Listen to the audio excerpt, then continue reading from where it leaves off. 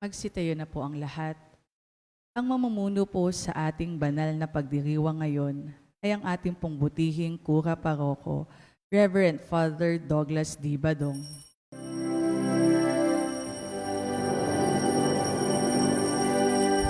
Tayo ngayon ay nagtipon upang purihin ang Diyos na banal.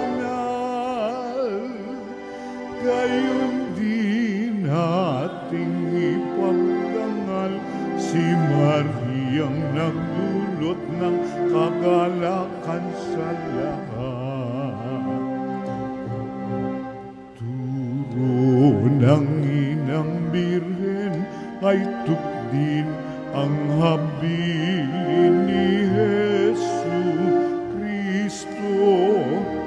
Kaya tayo ay makisalo sa banal na piging ng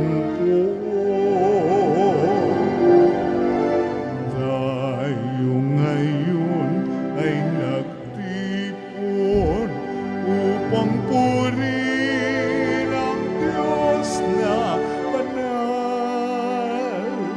Gayon din ating ipagdangal si Mariang nagdulot ng kagalakan sa lahat. Sa ngalan ng Ama at ng Anak at ng Espiritu Santo, Amen. sumainyo ang Panginoon. At sumayugin. Tayo po ay nasa ikalimang linggo ng karaniwang panahon. Mga kapatid, aminin natin ang ating mga kasalanan upang tayo'y maging marapat gumanap sa banal na pagdiriwang. Inaamin ko sa makapangyarihang Diyos at sa inyo mga kapatid, na luba akong nagkasala sa isip, sa salita at sa gawa, at sa aking pagkukulang. Kaya isinasamo ko sa mahal na Birhen Maria, sa lahat ng mga anghel at mga banal, at sa inyo mga kapatid, na ako'y panalangin sa Panginoong ating Diyos. Kawaan tayo ng makapangyarihang Diyos, patawarin tayo sa ating mga kasalanan, at patnubayan tayo sa buhay na walang hanggan. Amen.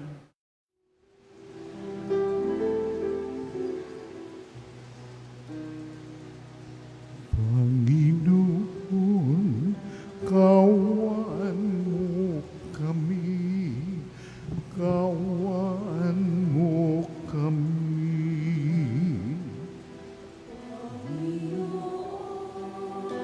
Kawan mo kami, kawan mo kami.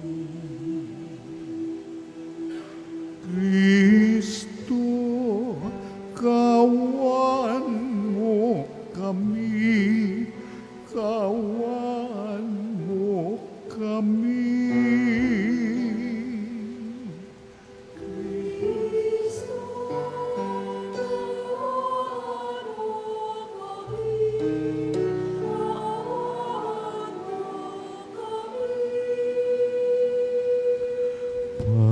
Panginoon, kawan mo kami, kawan mo kami.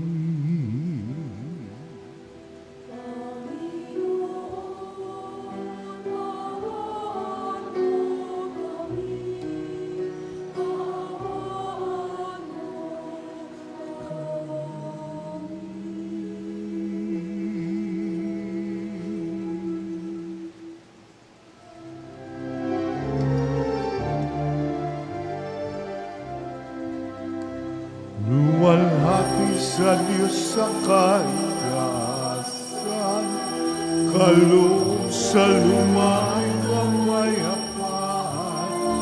Inupuri ka at ipinagdaral, sinasamba ka dahil sa dakilang kaluwalhatian.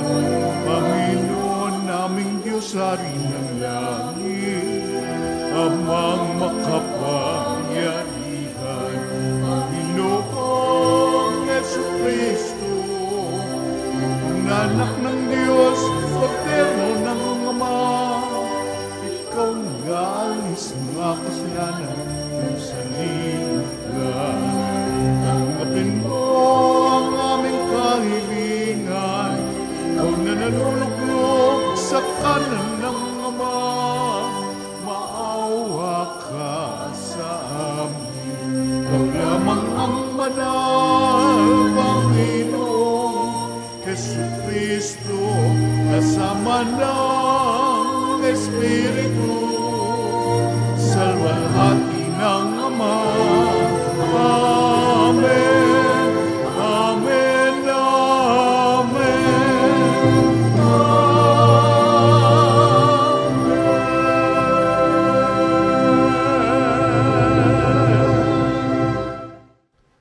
Manalangin tayo. Ama naming makapangyarihan, lagi mong lingapin at patnubayan kaming mga kabilang sa iyong angkan. Sa tanging pag-asa naming ikaw ang nagbibigay, kami tangkilikin mo at laging subaybayan sa pamamagitan ni Jesucristo kasama ng Espiritu Santo magpasawalang hanggan. Amen. Magsiyo po ang lahat. Sa pagsasalaysay ni Job sa hirap ng kanyang sinapit, na ilalarawan din niya ang pinagdaraan ng hirap ng tao. Sa salmong tugunan, ipinahahayag ang paglingap at pagliligtas ng Diyos sa atin. Pagbasa mula sa aklat ni Job. Nagsalita si Job at sinabi niya, ang buhay ng tao'y sagana sa hirap, batbat ng tiisin at lungkot na dinaranas. Siya'y tulad ng alipin, pahinga ang hinahangad. Para siyang manggagawa, naghihintay ng kaniyang bayad. Maraming buwan na ang lumipas, walang layon ang buhay ko. At tuwing sasapit ang gabi, ay namimighati. Ang gabi ay matagal, waring wala ng umaga. Di mapanatag sa higaan, at palaging balisa. Mga araw ng buhay ko'y mabilis na nalalagas. Pag-asa ko'y lumalabo at matuling tumatakas. O Diyos, iyong alalahanin, ang buhay ko'y parang hangin. Ang ligaya ng buhay ko'y napalitan na ng lagim. Ang salita ng Diyos. Salamat sa Diyos.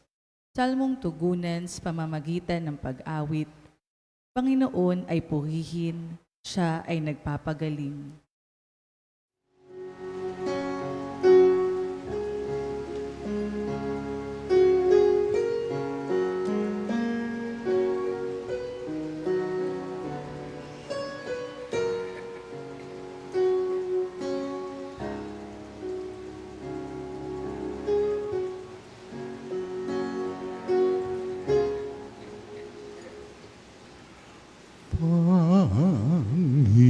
Panginoon ay purihin,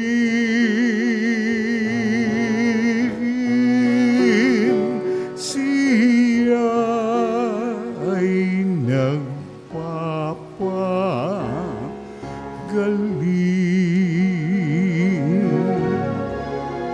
Lahat.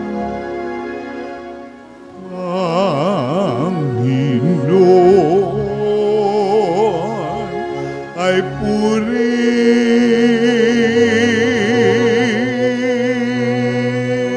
siya ay nagpapagaling.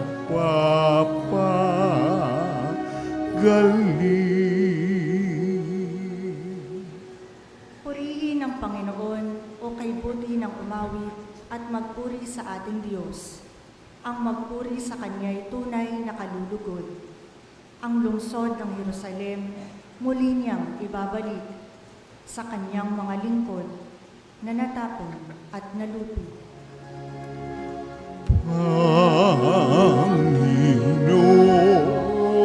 Panginoon ay purihin, siya ay nagpapagaling. yaong mga pusong wasak ay kanya ring lulunasan. Ang natamo nilang sugat, agad-agad tatapalan. Alam niya't natitiyak ang bilang ng mga tala. Isa-isang tinatawag, yaong nga lang itinakda. Panginoon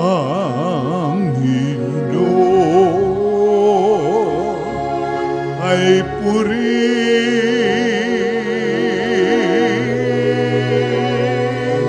siya ay nagpapagaling.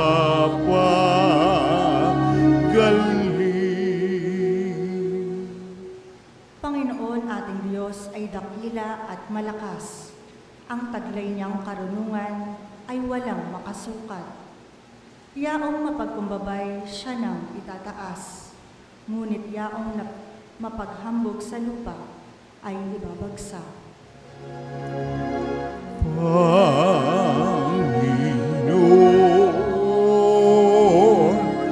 ay purihin,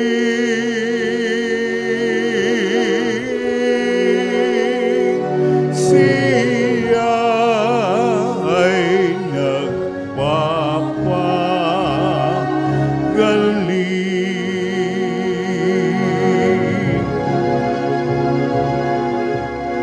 Panginoon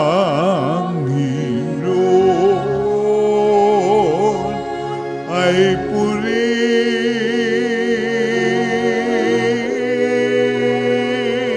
siya ay nagpapagaling.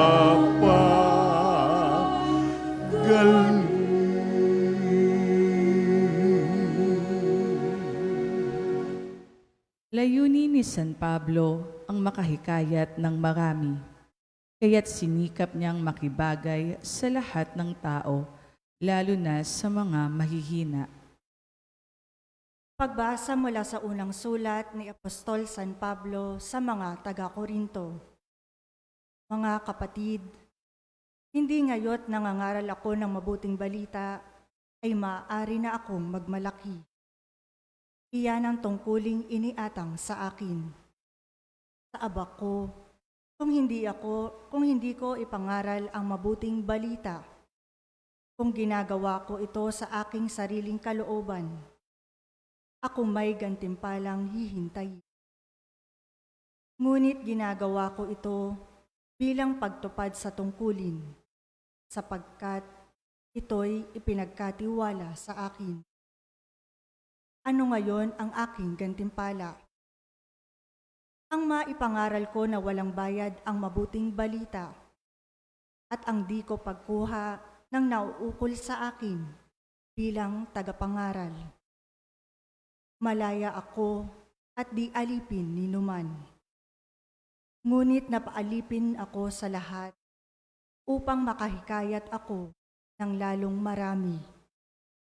Sa piling ng mahihina, ako'y naging gaya ng mahihina upang mahikayat ko sila. Ako'y nakibagay sa lahat ng tao upang ang ilanman lamang ay maligtas ko, kahit sa anong paraan. Ginagawa ko ang lahat ng ito alang-alang sa mabuting balita upang makabahagi ako sa mga pagpapala nito. Ang salita ng Diyos. Salamat sa Diyos, tumayo ang lahat.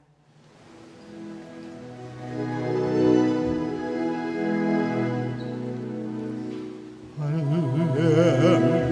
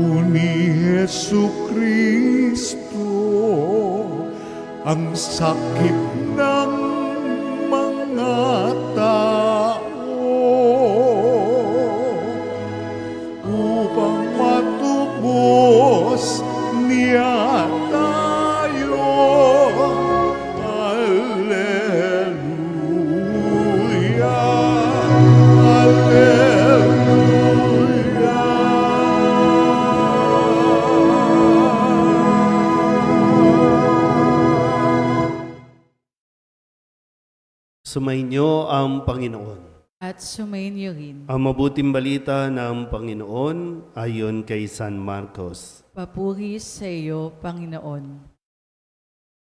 Noong panahong iyon, mula sa sinagoga, si Jesus ay nagtuloy sa bahay ni Andres at Simon. Kasama niya sina Santiago at Juan.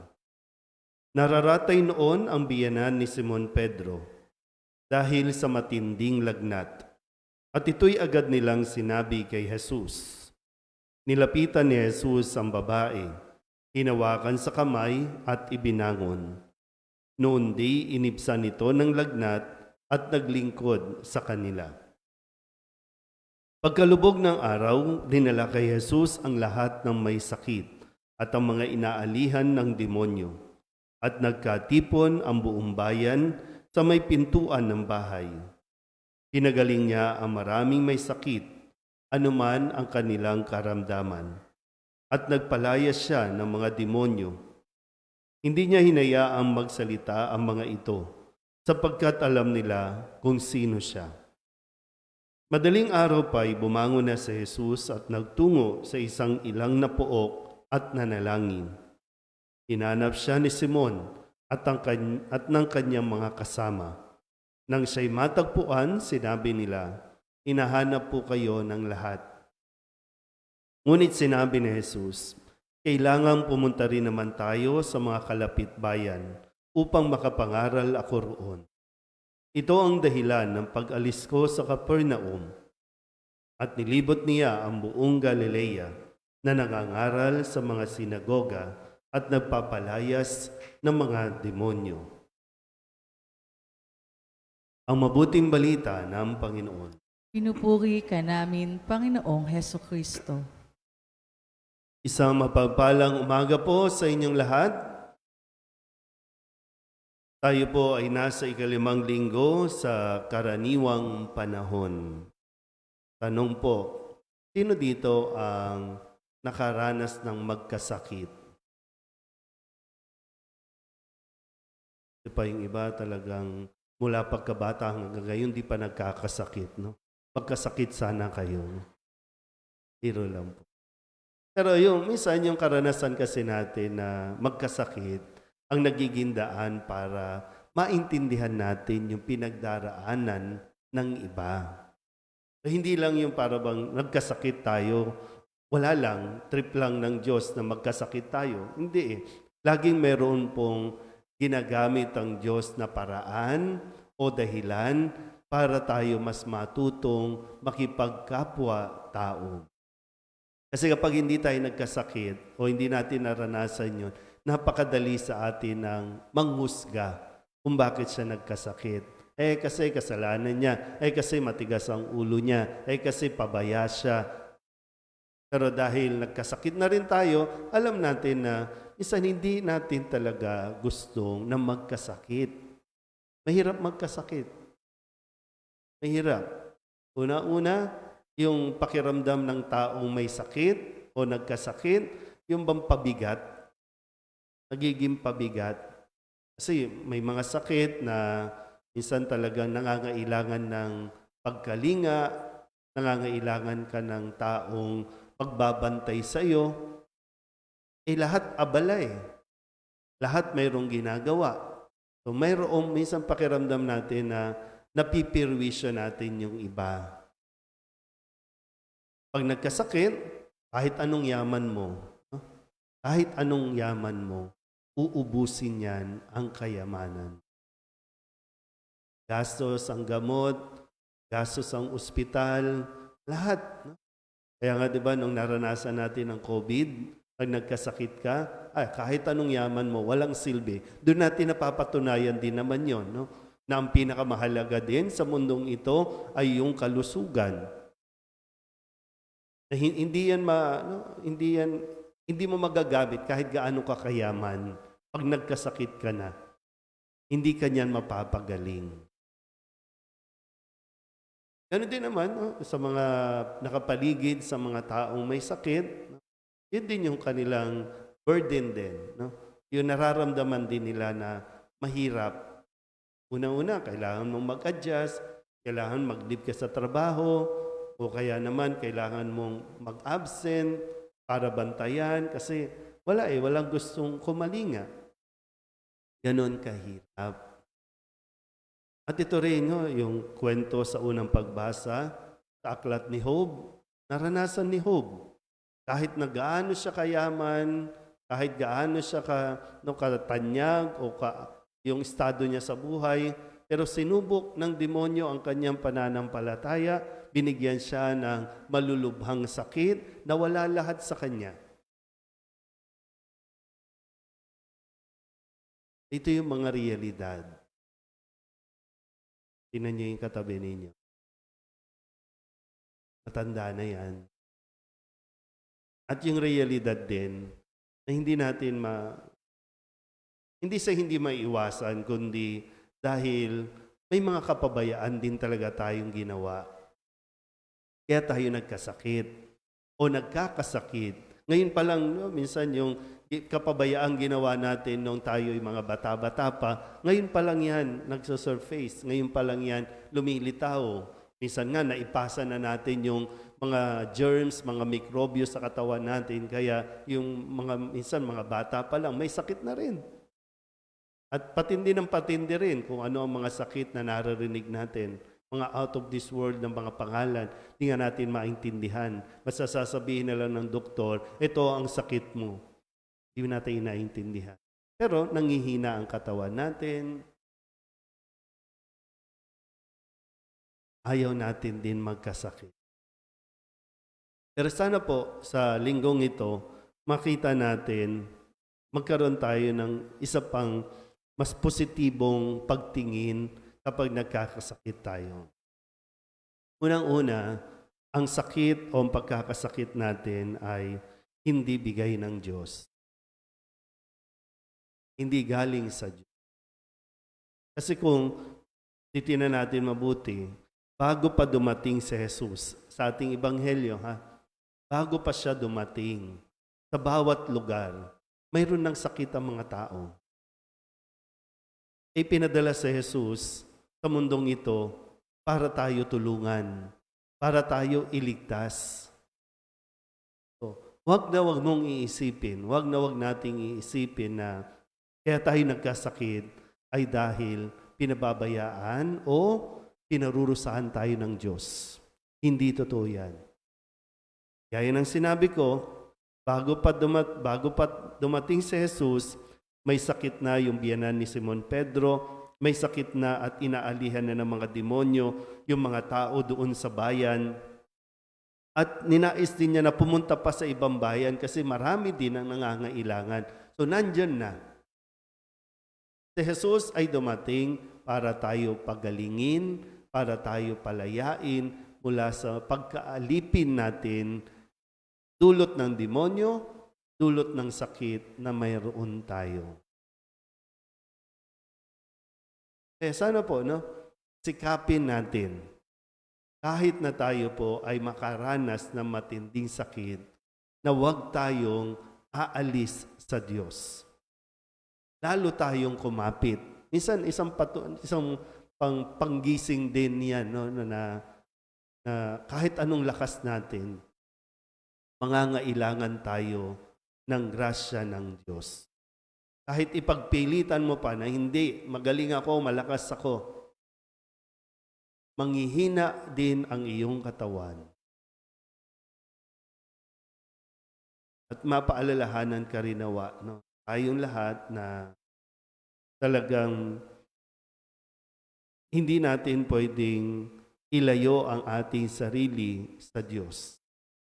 Ang kagandahan, kahit nilalayuan natin ng Diyos, ang Diyos ay lumalapit pa rin sa atin.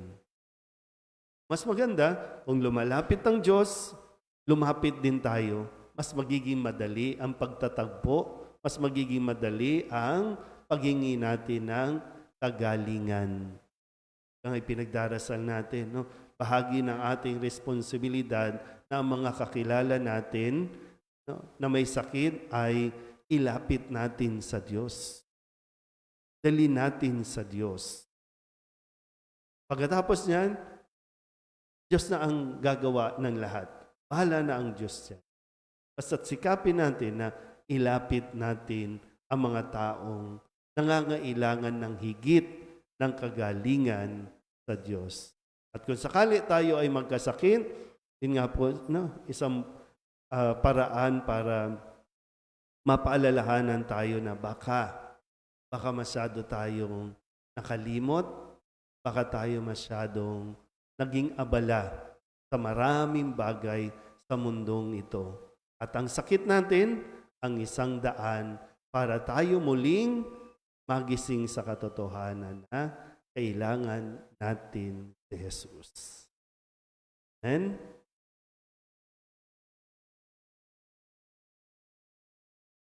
Ipahayag natin ang ating pananampalataya. Sumasampalataya ako Sa Diyos amang makapangyarihan sa lahat na may gawa ng langit at lupa. Sumasampalataya ako kay Jesucristo, iisang anak ng Diyos, Panginoon nating lahat. Nagkatawang tao, siya lalang ng Espiritu Santo, ipinanganak ni Santa Mariang Birhen, nagpakasakit ni Poncio Pilato, ipinako sa krus, namatay, inilibing, nanaog sa kinaroonan ng mga yumao, nang may 3 araw na buhay na magmuli, umakyat sa langit, naluklok sa kanan ng Diyos amang makapangyarihan sa lahat, doon magmumulat paririto at huhukom sa nangabubuhay at nangamatay na tao. Sumasampalataya naman ako sa Diyos Espiritu Santo, sa banal na simbahang katolika, sa kasamahan ng mga banal, sa kapatawaran ng mga kasalanan, sa pagkabuhay ng muli ng nangamatay na tao, at sa buhay na walang hanggan. Amen. Pinagkalooban tayo ng Ama ng bagong buhay sa pamamagitan ni Jesus na pumarito upang magpagaling, magpatawad at mag-alay ng kanyang buhay sa lahat. Buong pagtitiwala nating sabihin, Panginoon, dinggin mo ang iyong bayan. Panginoon, dinggin mo ang iyong bayan.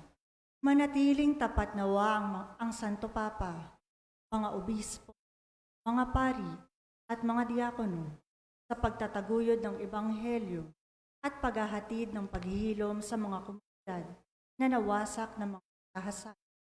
Manalangin tayo. Panginoon, dinggin mo ang iyong bayan. Patuloy nawang pagsilbihan ng mga walang pagtatalo na mga namumuno sa pamahalaan, ang mga mamamayan, lalo na ang mga mahihirap, mga walang tinig at mga manalangin tayo. Panginoon, dinggin mo ang iyong bayan. Maging matatag nawa ang mga may sakit at mga pinanghihinaan ng loob. Pagkalooban nawa sila ng pag-asa sa tulong ng mga nag-aagas. Manalangin tayo. Panginoon, dinggin mo ang iyong bayan. Maging tapat nawa ang mga religyoso at religyosa sa kanilang pangako na sundan ang halimbawa ni Kristo sa pamamagitan ng pakikiramay sa mga kailangan. Manalangin tayo. Panginoon, dinggin mo ang iyong bayan. Makatagpo nawa ang lahat ng mga pumanaw ng kapayapaan sa piling ni Kristo. Manalangin tayo. Panginoon, dinggin mo ang iyong bayan. Idulog din natin sa Panginoon ang ating mga personal na kahilingan at mga panalangin para sa ating mga pamilya, kasama ang mga kahilingan ng mga nanonood sa online. Lahat ng mga misang pasasalamat, natatanging kahilingan para sa agarang paggaling ng mga may sakit, mga espesyal na intensyon at ang mga kaluluwa na inihiling na ipagdasal sa misang ito.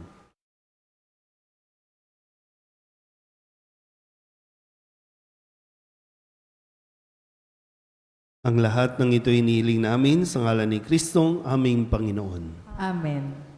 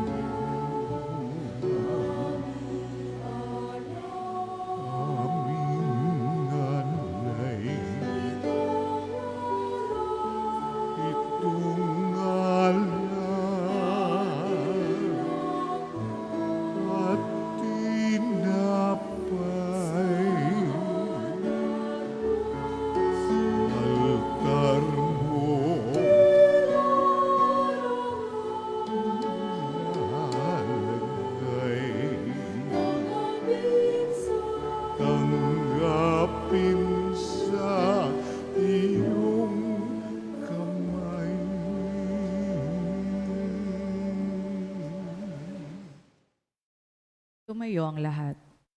Manalangin kayo mga kapatid upang paghahain natin ang kalugdahan ng Diyos Amang makapangyarihan.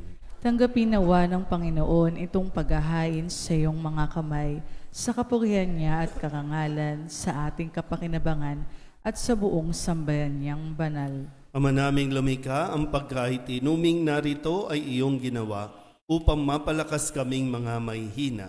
Ipagkaloob mong ito ay aming mapagsaluhan bilang pakikinabang sa buhay mong pangmagpakailanman sa pamamagitan ni Jesucristo kasama ng Espiritu Santo magpasawalang hanggan. Amen. Sumainyo ang Panginoon. At sumayo rin. Itaas sa Diyos ang inyong puso at diwa. Tinaas na namin sa Panginoon. Pasalamatan natin ang Panginoong ating Diyos. Marapat na siya ay pasalamatan. Ama naming makapangyarihan, tunay ngang marapat na ikaw ay aming pasalamatan. Ikaw ang lumikha sa tanan. Ikaw ang nagtakdang magkaroon ng gabi at araw, gayon din ang tag-init at tag-ulan. Ikaw ang humubog sa tao bilang iyong kawangis na mapagkakatiwala ang mga siwa sa daigdig.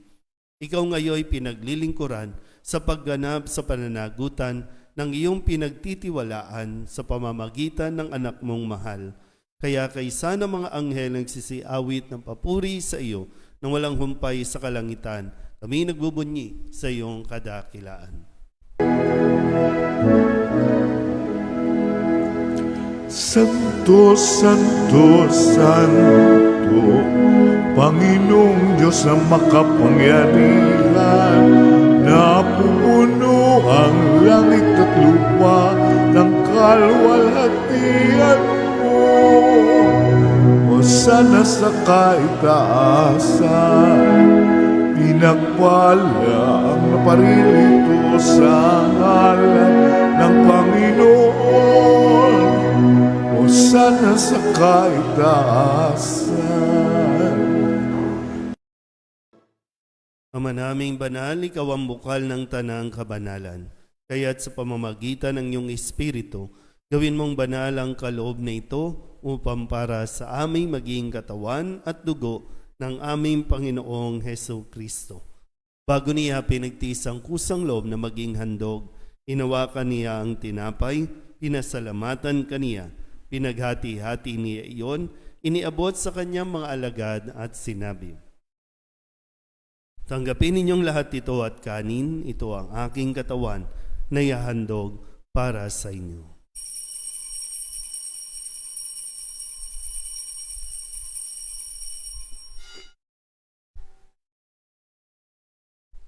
Gayun din naman, nang matapos ang hapunan, hinawakan niya ang kalis, muli kaniyang pinasalamatan. Iniabot niya ang kalis sa kanyang mga alagad at sinabi, tanggapin ninyong lahat ito at inumin. Ito ang kalis ng aking dugo, ng bago at wala hanggang tipan. Ang aking dugo na ibubuhos para sa inyo at para sa lahat, sa pagpapatawad ng mga kasalanan. Gawin ninyo ito sa pag-alaala sa akin.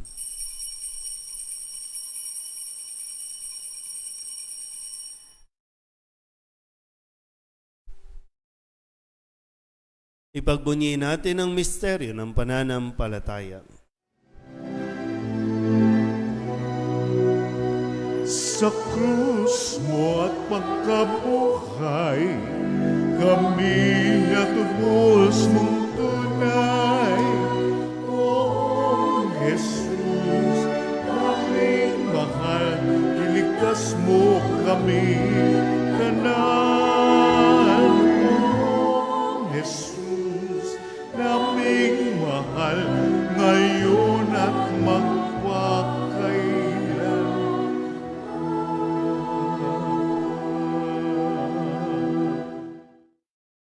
Ama, ginagawa namin ngayon ang pag-alaala sa pagkamatay at muling pagkabuhay ng iyong anak, kaya tiniaalay namin sa iyo ang tinapay na nagbibigay buhay at ang kalis na nagkakaloob ng kaligtasan. Kami nagpapasalamat dahil kami iyong minarapat na tumayo sa harap mo para maglingkod sa iyo. Sinasamo namin kami magsasalo-salo sa katawan at dugo ng Kristo ay mabuklod sa pagkakaisa sa pamamagitan ng Espiritu Santo. Ama, lingapin mo ang iyong simbahang laganap sa buong daigdig. Puspusin mo kami sa pag-ibig kaysa ni Francisco na aming Papa at ni Jose na aming Obispo at ng Tanang Kaparian. Alalahanin mo rin ang mga kapatid naming nahimlay nang may pag-asang sila'y muling mabubuhay, e hindi ng lahat ng mga pumanaw. Kawaan mo sila at patuloyin sa iyong kaliwanagan. Kawaan mo at pagindapatin kaming lahat na makasalo sa iyong buhay na walang wakas.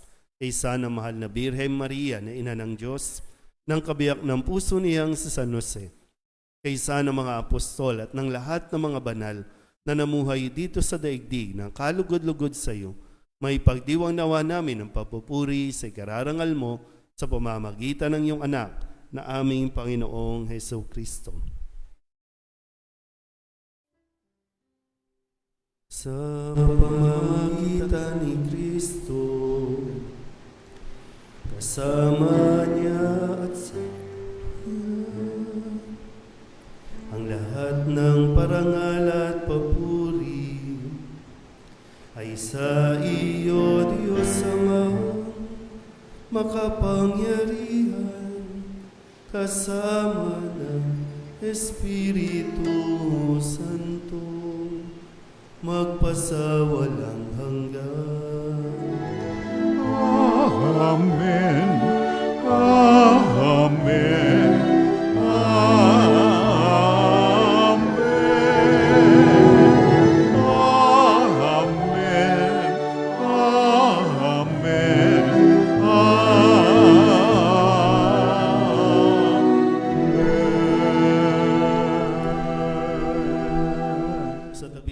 Nakagagaling na utos at turo ni Jesus sa Panginoon natin at Diyos, ipahayag natin ang lakas loob. Ama namin, sumasalangit ka, sambahin ang ngalan mo, mapasa amin ang kaharian mo, sundin ang loob mo dito sa lupa para lang sa langit. Bigyan mo kami ngayon ng aming kakanin sa araw-araw at patawarin mo kami sa aming mga sala para ng pagpapatawad namin sa nagkakasala sa amin. At huwag mo kaming ipahintulot sa tukso at diadya mo kami sa lahat ng masama. Inihiling namin kami iadya sa lahat ng masama, pagalooban ng kapayapaan araw-araw, iligtas sa kasalanan at ilayo sa lahat ng kapahamakan, samantalang aming pinananabikan ang dakilang araw ng pagpapahayag ng tagapagligtas naming sa Hesus Kristo. Sapagkat sa iyo ang kaharian, kapangyarihan at kapurihan, ngayon at magpakailanman.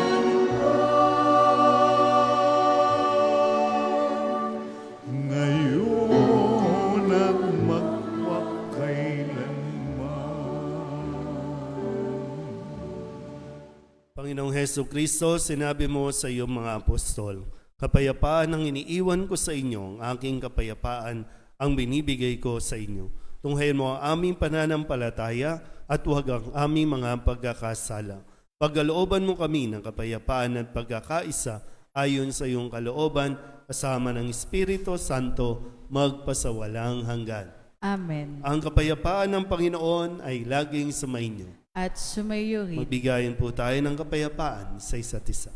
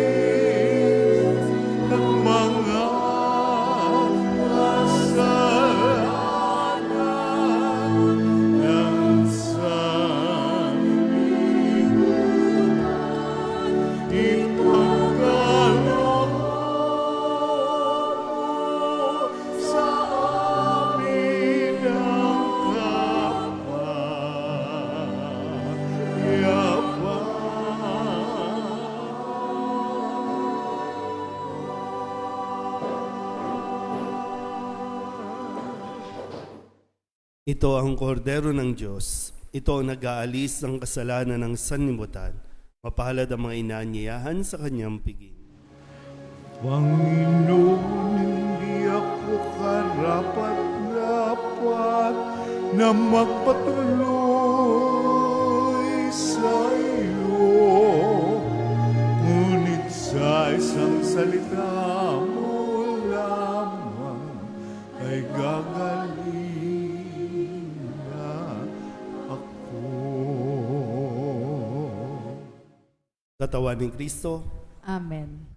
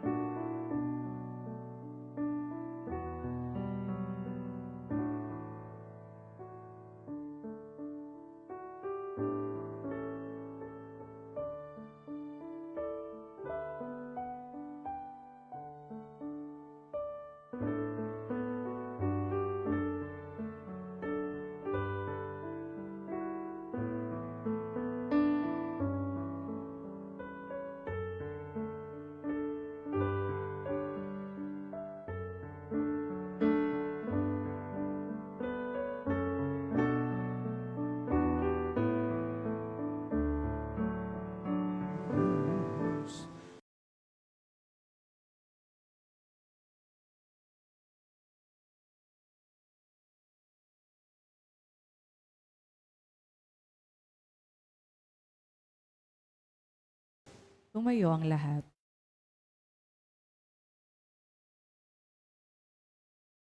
Manalangin tayo. Ama naming mapagmahal, sapagkat inuming pagkakaisa ang ibinibigay, kami niloob mong makapakinabang. Kaysa ni Kristo kami naway makapamuhay upang makapamungan ng may kagalakan para sa kapakanan ng aming kapwa-tao sa sanlibutan sa pamamagitan niya kasama ng Espiritu Santo magpasawalang hanggan. Amen. Magsiupo muna po ang lahat. Paanyaya, sa darating na ika-11 ng Pebrero ay ang kapistahan ng mahal na Birhen ng Lourdes. Ika-10 ng Pebrero, araw ng Sabado, banal na misa sa ika-6 ng umaga at pagpapahid ng langis sa mga may sakit o anointing of the sick. Sa ika-6 naman ng gabi, pagkatapos ng banal na misa, ay ang prosesyon para sa karangalan ng mahal na Birhen ng Lourdes. Sa ika-13 ng Pebrero, araw ng Martes, bago ang Miyerkules ng Abo, ay ang silab-sala o pagsusunog ng mga lumang palaspas. Ika-14 ng Pebrero ay ang Miyerkules ng Abo. Ang ating pong banal na misa ay sa ika-6 ng umaga at sa ika-6 ng gabi. Maraming salamat po. Ngayon po ay unang linggo ng buwan ng Pebrero. Inaanyayahan ko po ang lahat ng mga may kaarawan sa buwan ng February na pumunta po dito para sa special na pagbabasbas sa inyo pong pagdiriwang ng inyong kaarawan.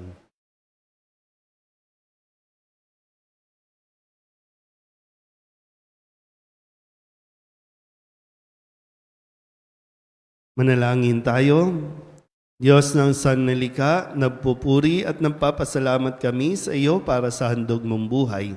Dinggin mo ang panalangin ng mga kapatid naming ito na gumugunita ng kanilang kaarawan sa buwang ito at nagagalak sa mga handog mong buhay at pag-ibig, pamilya at kaibigan. Pagpalain mo sila sa pamamagitan ng iyong patuloy na pananahan sa kanila at kupkupin mo sila sa iyong pagmamahal upang matamasa nila ang darating na mga masayang taon. Lahat ng ito naway maging kalugod-lugod sa iyo. Hinihiling namin ito sa pamamagitan ni Kristong aming Panginoon.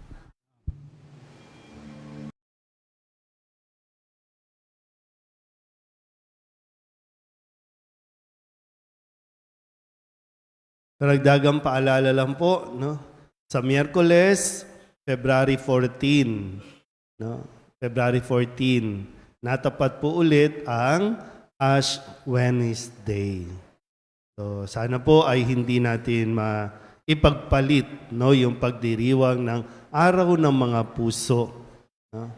Dahil magsi-celebrate, no, magde-date kayo, gawin nyo na yan sa February 13 o February 16 o 15, no? 15. Medyo giveaway niyo muna. Mahirap din naman makipagsabayan sa February 14. Maraming tao masyado sa mga pasyalan.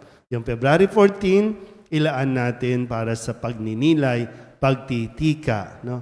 February 14, fasting and abstinence. So ngayon pa lang, ikondisyon na ang sarili. Ha? Fasting and abstinence. Bawal po ang meat sa araw na yan. Malinaw po ba? Yan, ngayon mama, sasabihin niyo na naman, matanda na po kami, tsaka may sakit po kami, kaya exempted kami, no?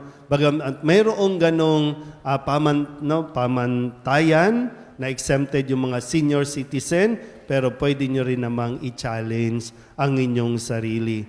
Hindi natin ikamamatay yung hindi pagkain ng karne sa isang araw. Baka mas maging healthy pa tayo, no? Kapag ginawa natin itong pagsunod, no, sa mga gawain natin, papasok tayo sa mga tinatawag natin mga mahal na araw. Paghahanda po yan. Ha? So, paki-inform ang inyong mga kakilala, mga kapitbahay. Ash Wednesday po ay February 14. Malinaw po ba? Yan. So, sana po ay ibalik natin at ituro natin muli sa mga kabataan yung mga ginagawa natin kapag Ash Wednesday. So, bawal ang meat, ibig sabihin ng abstinence, bawal ang meat o yung karne. Ibig sabihin ng fasting, magbabawas tayo ng pagkain sa araw na yan. Kung kaya mo, isang meal lang, dapat talaga, no? Isang meal lang sa buong maghapon, ganun po dapat. Kasi nga, nagtitika tayo, nagninilay tayo. Di ko alam, no? Kasi yung mga nagtitinda dito ng mga barbecue, hindi naman nagsisimba, kaya hindi natin mapigilan sila. Pero kung Katoliko ka, ikaw mismo, huwag kang bibili. No?